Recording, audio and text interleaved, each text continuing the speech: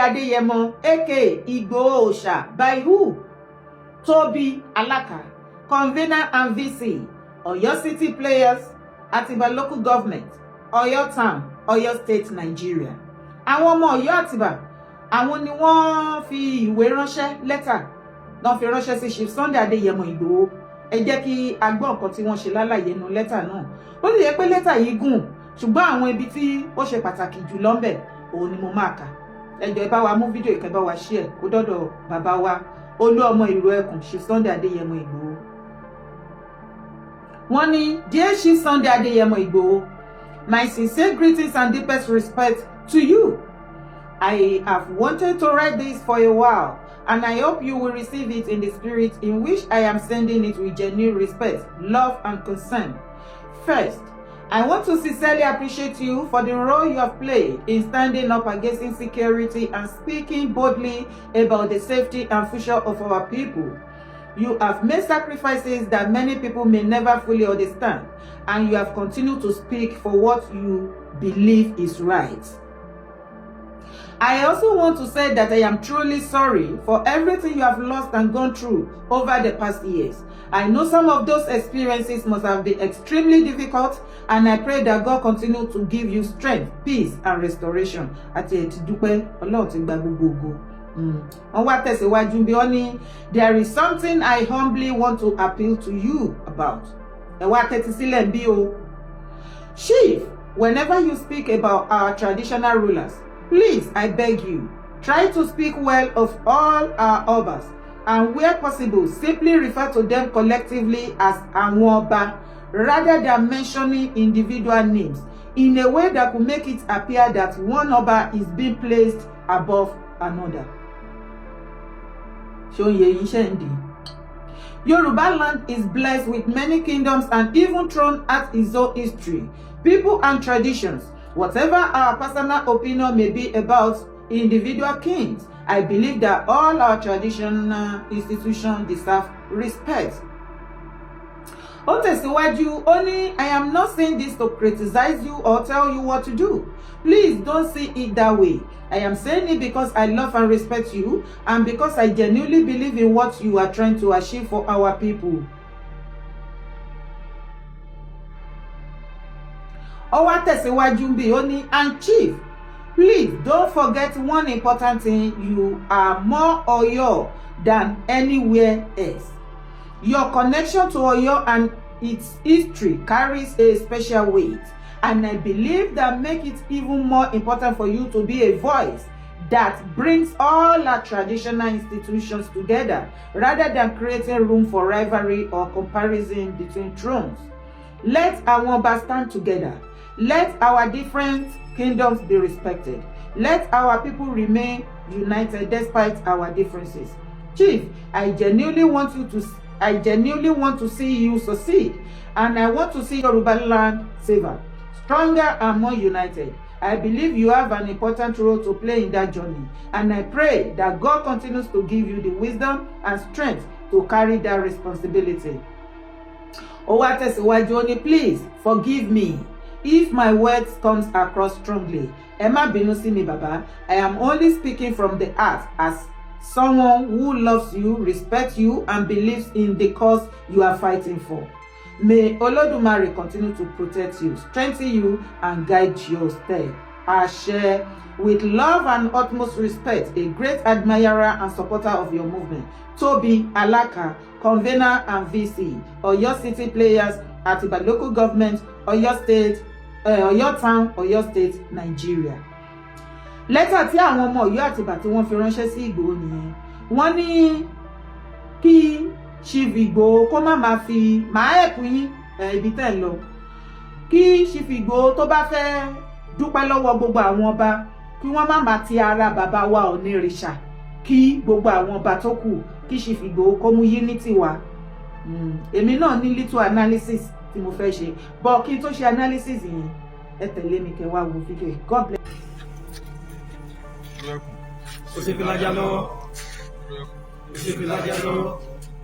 Osha.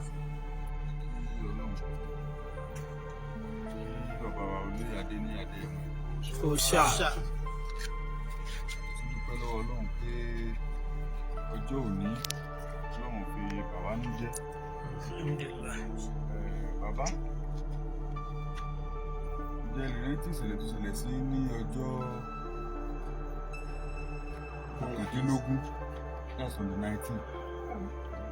Ilé tí ọba ẹni ilé ọkọ̀ mi lókè láti fẹ́ wọ yí ẹ láti bẹ́ẹ̀ làwọn lókè àjà sí níbi ó jáde nínú tó wọ́n sáré láwọn ṣàmì bá gbé wọn sílẹ̀ bá fàgbà ọ̀nà ìwọ̀n náà lọ́wọ́ 30,000 abẹ́rẹ́ 30 million lọ́wọ́ yóò mú ìkíni olówó ní ọjọ́ orí ọ̀dọ́ ìmọ̀ràn ìṣẹ̀lẹ̀ tó lówó ojú títí tí wọ́n rẹ̀ ọlọ́gbọ̀n mi kò tí ì lówó wọ́n sọ títí wọ́n ti wọ́n sí àwọn ọmọdé ní wẹ́yìn ẹgbẹ̀rún mẹ́jọ ti mẹ́ lọ́wọ́ òpó fún wọ́n gbà wọ́n dá lápò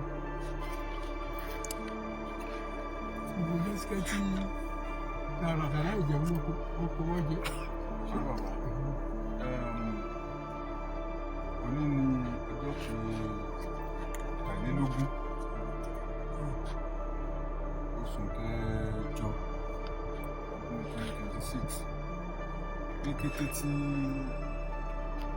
èrò kan bàbá májàsọ́lá Ìgbòho lára pé àwọn Fúlàní ajínigbé ó jí bàbá wa yìí gbé ní ìlú Òtún tẹ̀síwájú ní pàkọ̀mẹ́ ní agbègbè Òkè Òkun ní ìpínlẹ̀ Ọ̀yọ́ ni wọ́n ti jí bàbá wa yìí gbé ní ọjọ́ náà lójọ́ kan bàbá wa olóyè adé ní adé ẹ̀mọ́ Ìgbòho ṣàkóso wọn lára títí tí mo ti pọ̀ wọ́n lára wọ́n ti ta àwa ikọ̀ ìlú Ẹkùn tí a jẹ́ ọmọ lẹ́yìn fún bàbá olóyè adé ní adé ẹ̀mọ́ Ìgbòho ṣàkóso wà ní ìpínlẹ̀ Ọ̀yọ́ ká gbéra ní kánmọ́ ń kóbó ká gbéra ká lọ sí ìlú Òtún láti lọ ṣàwárí bàbá yìí àdẹ̀dúpẹ́ lọ́wọ́ Ọlọ́run àdúgbò fún bàbá wa olóyè adé ní adé ẹ̀mọ́ tí wọ́n fira wọn jì tí wọ́n dẹ̀ fira wọn lẹ̀ lórí pé. ọ̀rọ̀ ńlá rèé o àwọn ọmọ ìyá àtìbà wọ́n fi lẹ́tà ránṣẹ́ sí bàbá wa ṣe Sunday olú ọmọ aníyìkáyé olú ọmọ Iru Ekun ọ̀ṣọ́ọ̀ṣì mẹ́kẹ́ wọ́n ní kí Chief Igboho gbogbo ìgbà tó bá ti lọ fún occasion wọ́n ní kí wọ́n má máa sọ wípé àwọn kí bàbá àwọn Ọ̀ọ̀ni ẹ bá wa pe kábíyèsí sí bàbá Ọ̀ọ̀ni kábíyèsí o kẹ́sẹ̀ ọba kó jẹ́ kó pẹ́pẹ́pẹ́ àdìmúlà òdìrà. wọ́n ní kí Chief Igboho má máa sọ wípé àwọn ti ara bàbá wa Ọ̀ọ̀ni ìrìṣà olórí aládé olórí ọba gbogbo kí gbogbo ọba tó kù. wọ́n ní bí ìgbà tí Igboho bá ń gbé kábíyèsí Ọ̀ọ̀ni ìrìṣà lórí àwọn ọba tó kù ni. wọ́n tún wá tẹ̀síwájú ibẹ̀ yẹn ló kàṣe mi jù. wọ́n ní kí Igboho rántí wípé ó jẹ́ ọmọ Ọ̀yọ́ ju any other place nílẹ̀ kóòtù àjíire ilẹ̀ Yorùbá. wọ́n wá tún tẹ̀síwájú wípé àwọn rí iṣẹ́ tí onílẹ̀ gbélé ṣe Sunday Adéyẹmọ Ìgbòho lọ́wọ́ láti mú unity wá láàrin àwọn ọmọ kóòtù àjíire ilẹ̀ Yorùbá tí wọ́n dẹ̀ ti ń ṣe àti lórí ètò ààbò ẹ̀ṣin tẹ̀tì mention ẹ̀. lára àwọn iṣẹ́ security yẹn náà òun lẹ ti rí yẹn Òkè Ògùn lọ́yọ́ state òun ni fídíò tẹ rí yẹn. wọ́n ṣẹ̀ṣẹ̀ ìbẹ́ gbọ́dẹ̀tì ni ìbẹ́ gbọ́dẹ̀tì tó ṣẹlẹ̀ wọ́n tún ti rescue bàbá yẹn ojú bẹ́ẹ̀ lọ. lára iṣẹ́ tó nílẹ̀ gbé fún wọn òun náà ni wọ́n ń ṣe lóyìn. now ẹ jẹ́ ká ṣàlàyé kékeré. èmi mọ̀ wípé a máa débi tá a dé. tí mo bá ń pe èdè wípé this is new face of Yorùbá land Yorùbá àná ti yàtọ̀ sí tèmi ọ̀pọ̀lọpọ̀ yẹn á máa rò wípé bíyà ọ̀rọ̀ àhesọ lásán àkànṣọ lásán ni kò rí bẹ́ẹ̀ o ẹ̀yin náà ti ń rí scores ẹ ti rí bó ṣe ń lọ àbí. nǹkan tí o máa ṣe ní ilẹ̀ Yorùbá àná lẹ́kùnrẹ́rẹ́ tá tó ṣẹ́ dànù tí nǹkan kan ò ní sọ̀rọ̀ tí ò ní dúpẹ́ kí tí wàá ṣe tí wàá mú jẹ ní Yorùbá land ti new face of Yorùbá land tòní o ò lè ṣe 1% tó bá ṣe 1% o ò ní farare lọ. a fẹ́ mọ post ọjọ́ orí ẹ bó ṣe tó bó ṣe gàgàrà wàá gbọ́ kókókó wàá gbọ́ kàkàkà. ìdí ni wípé a fẹ́ fọ ilẹ̀ kóòtù àjíire mọ́ ẹ má dí wa lọ́wọ́ o. ṣé wípé àwọn ọmọ Ọ̀yọ́ Àtìbà Ọ̀yọ́ Aláàfin ẹ̀yin ọmọ Ọ̀yọ́ ẹ lè rán Ìgbòho létí wípé kó rántí wípé ọmọ Ọ̀yọ́ state ni ẹ ò lè lá wípé kó bá yín gbé kó promote bàbá Aláàfin Ọ̀wọ̀ Adé bó ṣe ń gbóríyìn fún bàbá Ọọ̀ni ìsìn lẹsẹ̀ rántí wípé ọmọ yín ni ìsìn ní Ọ̀yọ́ Àtìbà rántí wípé ṣe Sunday Adéyẹmọ Ìgbòho ọmọ Ọ̀yọ́ ni ògo yín ni.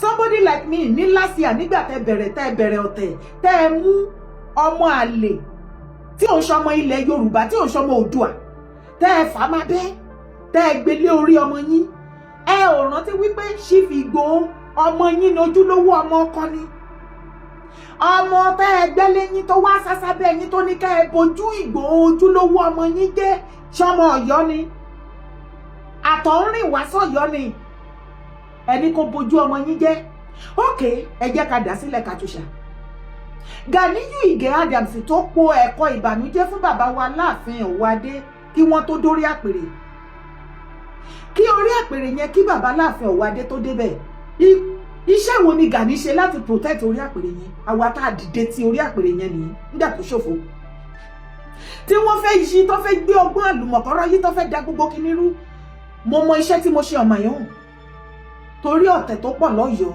ẹ lè máa rí somebody like me bí aláìdá lónìí èmi ò sí nídìí àìdá anywhere o bí ẹyẹ bá ṣe fò la ṣe máa sọkọ ẹ bí Ìgbòho bá ṣe nǹkan àìdá lẹ́nu wà láì máa kó fún wọn that is my life èmi ò jojú mi nílé ètò kòrò nísìnyí lẹ́sẹ̀ mọ̀ wípé Ìgbòho jọmọ Ọ̀yọ́ abẹ́ ti gbàgbé nǹkan tẹ́ fojú ẹ̀rí ní last year ẹ jẹ́ ń ṣe àtúnṣe ẹ jẹ́ ṣàlàyé nǹkan kékeré kí n rán yín létí nǹkan kékeré tẹ́ ṣe torí ìgbẹ́ kínkínní ló tí àwọn gbègìrì bójú bá kúrò ọ̀tẹ́nu ṣọ́kàn máa kúrò mbẹ̀ ni ní last year ní ìgbà tí Chief Ìgbòho ń lọ káàkiri tó ń bẹ̀bẹ̀ káàkiri wípé òun fẹ́ lọ máa bẹ gbogbo àwọn ọba kọ́ bá àwọn bẹ bàbá wa olórí oko káàfàtà President Bola Ahmed Tinubu pbat pé kí wọ́n fún wọn ní freedom kó padà wálé kí dé lẹ̀ṣẹ̀ tán ṣé wọ́n ṣe jàgídíjàgan ni àbọ̀ pààyàn àbọ̀ ń jalè ṣebí ìfẹ́ ilẹ̀ Yorùbá yìí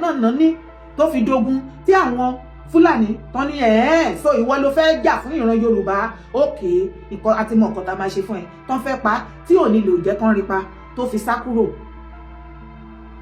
ó dẹ̀ fẹ́ bẹ̀rẹ̀ ìrìn àjò yẹn gbogbo wa la rí lẹ́tà tẹ ṣẹ̀ṣẹ̀ wá ń kọ nísìn Ìgbòho ti bẹ̀rẹ̀ ẹ̀yìn kọ́ lẹ ṣẹ̀ṣẹ̀ máa rán létí gẹ́gẹ́ bí ọmọ ọkọ tó jẹ́ tó ti ń pariwo Ìgbòho tó bá sọ wípé Ìgbòho kò sí orílẹ̀-èdè tó wà láyé lónìí àfi tí ò bá sọmọ Nàìjíríà bẹ́ẹ̀ lókù tí wọ́n ní mọ̀ wípé táwọn kan wà tó ń jẹ́ Ìgbòho nínú Nàìjíríà ibo ló wà located at ní Ọ̀yọ́ state tó ń polongo yín ǹjẹ́ a ti rí ọmọ Ọ̀yọ́ míì tó polongo Ọ̀yọ́ state àbí Ìgbòho tó Ìgbòho ṣe Sunday Adéyẹmọ Gani Adams tẹ́ ẹ fún lóyè tó gbé 200 million tí bàbá Láàfin àná tó gba 200 million tó ń ta oyè fún tí Fúlàní ra oyè fún tó tún wá ṣe ìwúyè fún lọ́dọ̀ yín promotion wo ló ti fún yín ní Ọ̀yọ́ state láti ìgbà tó ti fi jẹ́ Ààrẹ Ọ̀nà Kakanfò iyì wo ló ti bùkún Ọ̀yọ́ state orí àpèrè tó fi jẹ oyè yẹn kí ni iṣẹ́ tó ti gbé ṣe síbẹ̀ kò sí Chief Ìgbòho wálé ní last year nígbà tó fẹ́ bẹ̀rẹ̀ ìrìn àjò àti máa lọ sọ́dọ̀ àwọn gbogbo ọba èyí tẹ̀yìn ṣẹ̀ṣẹ̀ ń kọ lẹ́tà yìí ibẹ̀ ló ti bẹ̀rẹ̀ wípé òkè ilé la ti ń kẹ́ṣọ̀ọ́ ròde kí n tó máa lọ sọ́dọ̀ gbogbo àwọn ọba tó kù ẹ jẹ́ kọ́kọ́ bẹ̀rẹ̀ láti ilé gẹ́gẹ́ bí ọmọ ọkọ tán bí ire tí ò gbúdọ̀ ṣíṣú yọ tí ò sọ lẹ́nu tí ò sì ṣàkóyàkọ́ despite the fact wípé bàbá Láàfin Ọ̀wọ̀ Adé was never in the picture gbogbo nǹkan tó ṣẹlẹ̀ kó tó di pé wọ́n jọba yìí wọ́n sí in the picture wọ́n wàwé gbogbo nǹkan tó ń ṣẹlẹ̀ tó bá tiẹ̀ wàwé ẹ̀ wọ́n á máa rí online ni kò síbi tí gbogbo ìrìn àjò yẹn gbà kan bàbá Láàfin Ọ̀wọ̀ Adé rárá lọ́wọ́ lẹ́sẹ̀ tó jẹ́ sí wípé tí Gani Adams bá pọ̀ ẹ̀kọ́ ìbànújẹ́ àbí ọ̀tẹ̀ fún wọn àwọn àìsẹ́ẹ̀tì wípé kí bàbá Láàfin Ọ̀wọ̀ Adé sọ pé ṣe bí mo tiẹ̀ ṣe fẹ́ jẹ ni ẹ tiẹ̀ ṣe jẹ́ kí n kọ́kọ́ jókòó kí n fìdí rinlẹ̀ dáadáa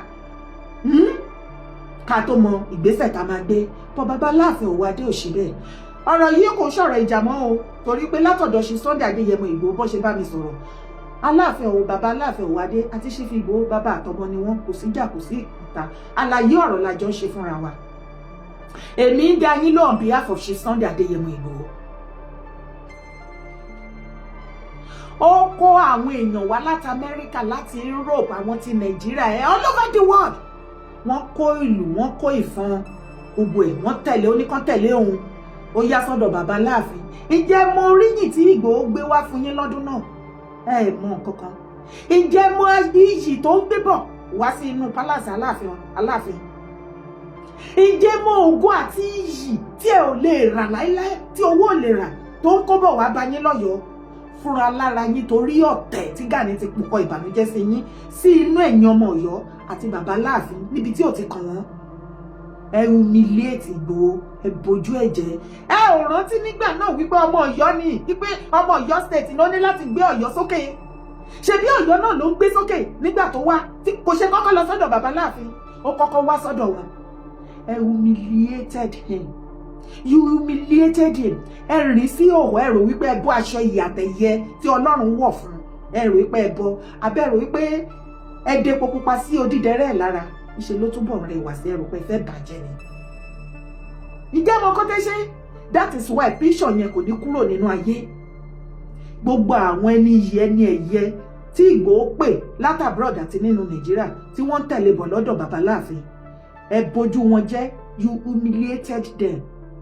Ẹ fi wọ́n ṣẹ̀sín, ẹ bojú Ìgbòho jẹ́, ẹ dá wọn dúró sí títì, ẹni kọ́ máa wọnú pálásì, ní kọ́ máa wọnú kọ́páǹdì yín. Ìgbòho ní ká àtàwọn bíi méjì mẹ́ta tó wọlé, ẹni wọn ò gbúdọ̀ mú fóònù dání. Ìgbà tó tún máa bá Aláàfin ya fọ́tò, ẹni kó dúró based on gbogbo nǹkan tí Gani ti sọ fún yín. Ta ni ọlọ̀tẹ̀ láàrin yín àti Ìgbòho? Mò ń bọ̀ mi tí ìdè. Mo tún ní fídíò kan tí mo fẹ́ fi hàn yín. Ẹ tún tẹ̀lé mi kẹwàá wò. Lọ́dún kan ni Ọbásanjọ́ ránṣẹ́ pé ìjà Fáṣẹ̀hùn àti Gani kán lọ parí ẹ̀ ní Ifẹ̀. Àwọn ọba mọ́kànlá dẹ̀ jókòó. Wọ́n dẹ̀ ní ẹmọ èèyàn 50-50 wa. Bẹ́ẹ̀ ni kìíní gbà mí àwọn ìyókù ń bọ̀ lóògùn èrò wa. Inú ààfin Ilé Ifẹ̀ ni wọ́n pa bàbá Oòduà Fáṣẹ̀hùn sí. Ó gbààwẹ̀ níjọ́ náà, ọ̀run ló ti lọ sínú. Àwọn ọba mọ́kànlá ló rò kú níjọ́ náà. Bàbá Frederick Fáṣẹ̀hùn. Bẹ́ẹ̀ ni bàbá Oòduà rẹ̀. Inú ààfin Ifẹ̀ náà pa sí níjọ́ náà. Àwọn ọba mọ́kànlá ló rò kú níjọ́ náà. Ẹ̀yin náà ẹ wá fẹ́ jà fún Yorùbá. Ẹ̀dẹ̀ ti ta ẹ̀jẹ̀ sílẹ̀ níwájú Odùduwà. Bí ẹ bá mọ̀ pé ẹ fẹ́ fọ̀, ẹ lọ bẹ́ẹ̀ ni. Ọ̀rọ̀ tẹ́ sọ yìí àṣírí ni àbí ń táwọn èèyàn mọ̀? Ń táwọn èèyàn mọ̀ ni. Níjọ́ tí Gani wá sí Ọ̀wọ̀, ọkọ̀ 40 ló kó dání, mọ́tò 37 ni wọ́n jó lẹ́yìn ẹ̀ láàfin Ọlọ́wọ̀. Àwọn Palace Boys náà sọ fẹ́mi, ó ní yẹ̀yẹ̀ tí ẹ pa níjọ́ náà, àwọn 72 náà kọ́kọ́ pa níwájú ilé Ọlọ́wọ̀ níjọ́ náà lọ́hùn, ẹjọ́ dojú kọra wọn. Ní báyìí sìn, ẹ̀yin náà tẹjú mọ́ fídíò yẹn. Ẹ lísìn dáadáa. Kẹ́ wo àrà tí Gani ti dá ní ilẹ̀ Kóòtù Àjíire. Ẹ wò èyí tán ló lọ dá ní Ọ̀wọ̀. Ẹ wò èyí tó ṣe fún bàbá late Fáṣẹ̀hùn. The founder OPC tó fọwọ́ ara wọn, a medical doctor tó jókòó tó wo ọjọ́ ọ̀la ilẹ̀ Kóòtù Àjíire tí wọ́n dálẹ̀. Wọ́n pè ẹ́ kó wá jẹun, o mẹ́ni tó ní nǹkan, olóúnjẹ, ó dì í lọ́wọ́ dání. Títí ogun yìí ló gbé tí máa yẹn títí tí máa yẹn fi wọnú sàréè. Ṣé ká tó lajú kalẹ̀ kó tún rán Ìgbòho lọ bó ṣe rán Fáṣẹ̀hùn, bàbá Fáṣẹ̀hùn láíláí? As a matter of fact, Gani ò ní agbára yẹn mọ́ ní ilẹ̀ Kóòtù Àjíire ilẹ̀ Yorùbá. It is over. Now back to the matter. Ìgbòho gbé gbogbo àwọn èèyàn wálé kí wọ́n wá yé ẹyin sí, kán wá mọ bí Ọ̀yọ́ state ṣe rí, bí orí àpèrè Aláàfin. Ìbá jẹ́ wípé ní ọjọ́ yẹn ẹ àlọ́ Ìgbòho kó wọlé àti gbogbo àwọn èèyàn kí wọ́n ṣe bó ṣe fẹ́ ṣe. Ìjẹ́ mo irú iyì tó máa wà pẹ̀lú yín ní orí àpèrè Aláàfin. Kí ló kan bàbá Aláàfin ọ̀wọ́ adé? Ẹ̀yin èèyàn mi, ẹ jọ̀ọ́ ẹ má bú bàbá Aláàfin, ẹ jọ̀ọ́. Mo ń ṣe àlàyé ọ̀rọ̀ ni, àwọn mistake tó ti ṣe sẹ́yìn bóyá wọ́n á rí lára ẹ̀ tá fi control ọjọ́ iwájú. Ìwọ àtẹ̀mí jẹ́ ká lẹ́mìí bẹ́ẹ̀. Kí ló kan bàbá Aláàfin ọ̀wọ́ adé láti wúrú ìwà tí wọ́n wù sí Ìgbòho? Ṣé wọ́n ti míìtì Ìgbòho rí ni? Ṣé àwọn àti Ìgbòho ti sọ̀rọ̀ rí wọ́n ní? Ṣé wọ́n ti bá Ìgbòho ṣe rí ni? tí Gani bá tẹ̀ wá pòkọ ìbànújẹ́ gẹ́gẹ́ bí Ààrẹ Ọ̀nà Kakanfò torí àpèrè Aláàfin fi jẹ, ó wá pòkọ ìbànújẹ́ fún àwọn ojúlówó ọmọ yín àtọ̀húnrìnwá ènìyàn àlejò lásánlàsàn tí ò lẹ́bí tí ò lára tí ò síbi tó gbà tọmọ yín ní Ọ̀yọ́ state tó jẹ́ sí wípé láti ìgbà tó ti fi jẹ oyè yẹn kò sí nǹkan ẹyọ kan báyìí tá a lè tọ́ka sí tẹ́yìn ọmọ Ọ̀yọ́ lè tọ́ka sí tí Gani mú wá bóyá bíi glory bíi oríire àbí anything tó jẹ́ positive thing tó gbé fún yín lọ́yọ̀ọ́. It has been this Igboho là ń pariwo Igboho Ọ̀yọ́ state. Ìdí ẹ̀mọ́ nǹkan tẹ́ ṣe fún ọmọdé Yẹmú ní last year bẹ́ẹ̀ ṣe yẹ̀yẹ́ ẹ̀yin lẹ yẹ̀yẹ́ ẹ̀ lọ́yọ̀ọ́. Ẹ rò wípé ẹ mú ẹja jálajàla ẹja ṣakaṣaka ẹni kò ní pé mọ́. Ẹ mú aṣọ ìyá rẹ̀ ẹ rò wípé ẹ ti bọ́. Ìgbà tọ́lọ́run máa wá ṣe Ọlọ́run wá wọ aṣọ iyì àti ẹ̀yẹ àti ògo tí ẹ̀dá alààyè ò lè bọ́ ó gbé wọ̀ lọ́rùn. Ẹ bojú ẹ̀jẹ̀ ẹ disgrace ẹ̀ lọ́dọ̀ gbogbo àwọn tó tẹ̀lé àwa táwọn wò wọ́n látòrí ìkíní. Ìrẹ̀wẹ̀sì bá wa. Igi tí ẹ mọ nǹkan tẹ́ ṣe ní ìgbà tí ẹ ṣe irú ìwà tẹ́ wù sí yẹn tẹ́ humiliate ẹ̀ bẹ́ẹ̀ yẹn tẹ́ rìn sí òhò tẹ́ bojú ẹ̀jẹ̀ tàlejò. Gbogbo àwọn ọmọ kóòtù ajíire Yorùbá tó kù bíi Lagosian, Kwara, Kogi, Èkìtì, Ondo, Ọ̀ṣun, Ògùn gbogbo wa wá wò pé ṣáwa nìkan àwa là ń gbé Ìgbò ṣé Ìgbòho ò dá nílé nítorí ilé náà ti ń kẹ́sọ̀ ròde ṣé Ìgbòho ò dá nílé ni ṣó ti bá lé jẹ́ ni kí ló lè fa tó fi lè bojú ẹ̀jẹ̀ nínú ilé torí tí Ìgbòho bá lọ káàkiri gbogbo every other area tó ń gbé gẹ́gẹ́gẹ́ bẹ́ẹ̀ yẹn tó bá wá sí orísun ẹ̀ gangan ó yẹ kó triple bọ́ ti ń ṣe fún tẹ́lẹ̀ ṣùgbọ́n ẹ̀yin ẹ gbé wálẹ̀ ẹ pa ògo yẹn mọ́lẹ̀ ẹ rí ẹ fẹsẹ̀ tẹ́ ẹ mọ́ràn fọ̀rọ̀fọ̀ ẹ rò wípé ó ti tán. Gbogbo blogger tó dìde lọ́yọ́ state kò sí blogger ẹyọ kan both home and abroad nínú yín tó speak on his behalf ní last year. Ẹ sọ̀rọ̀ débi wípé kò sí story tẹ́ ẹ sọ